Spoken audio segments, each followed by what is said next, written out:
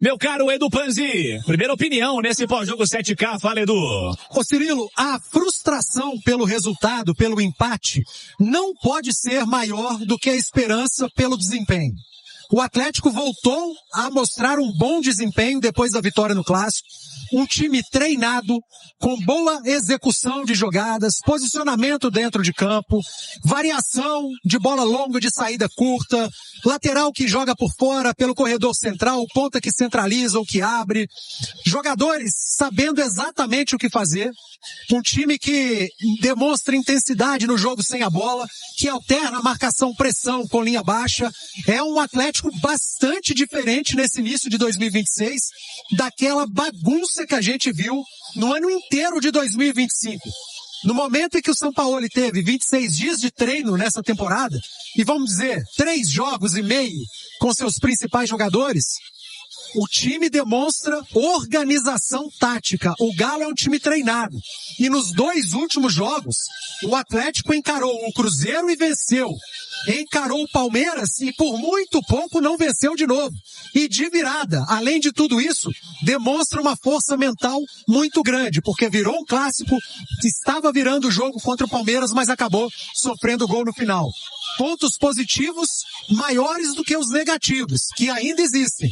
A bola aérea, a desatenção, mas é início de temporada. Um início de temporada promissor, apesar do resultado frustrante de empate na estreia do Campeonato Brasileiro. Mas depois de muito tempo, o Galo voltou a encarar o Palmeiras.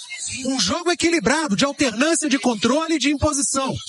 O empate, no final das contas, acabou sendo justo em um bom jogo de futebol na Arena MRV. Primeira análise do Marques também, sua visão sobre o jogo, Lê Marques. Cirilo, uma partida sensacional, né? Um jogo com várias alternativas ofensivas.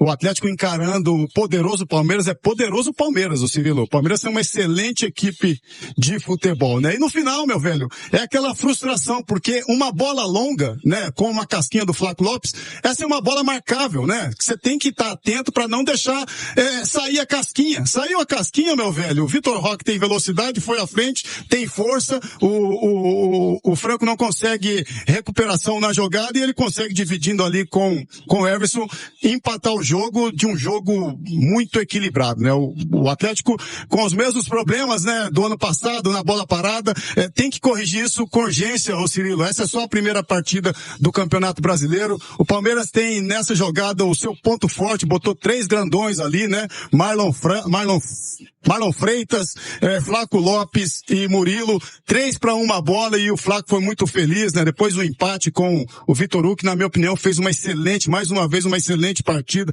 muito participativo, né? O Atlético consegue a virada e o empate no final. Empate, na minha opinião, justo, o Cirilo. É claro que fica aquele gostinho da frustração, o Atlético teve muito mais próximo da vitória do que do empate, mas fica algumas lições aí para a sequência de competição. É um torneio duríssimo e você não pode dar o mole que o Atlético deu, principalmente no final do jogo, com a partida controlada, numa jogada isolada, ceder o empate ao adversário. Mas eu gostei muito, né? Vamos entender como é que o Atlético se comporta aí na sequência. O importante é que tá numa crescente. Como é que ficou para vocês esse empate? Claro, a gente tem que levar em consideração a força que é o time do Palmeiras, mas o Galo chegou na frente ali no finalzinho, né, uma bobeada e tomou o gol.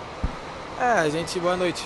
A gente tem que ficar bem ligado do início ao fim do jogo, porque a gente sabe que jogos assim, que são clássicos, que são 2 equipes gigantes, sempre são decididos em detalhes. Então acho que a gente tem que estar bem ligado aos detalhes, não pode tomar gol assim. Então acho que a única coisa que eu falo é que a gente tem que estar atento até o final do jogo.